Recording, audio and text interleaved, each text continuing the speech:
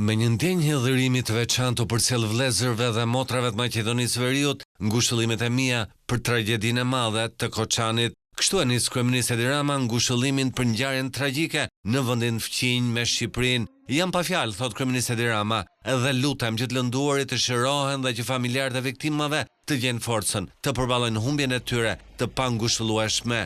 Më tej, në mesazhin e ngushëllimit, kryeministri i Shqipërisë thot i përcjell po ashtu kryeministrit Mickovski dhe autoriteteve të vendit fqinj ngushëllimet në emër të Shqipërisë dhe shqiptarëve, duke shprehur gatishmërinë për çfarë do qoftë ndihma jon mund të jetë e nevojshme.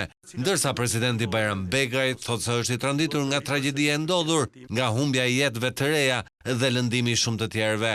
Ngushëllimet e mia sinqerta shkojnë për familjarët që humbën të afërmit e tyre dhe për të gjithë popullin fqinj të Maqedonisë Veriut, shkrua në platformën X kreu shtetit shqiptar.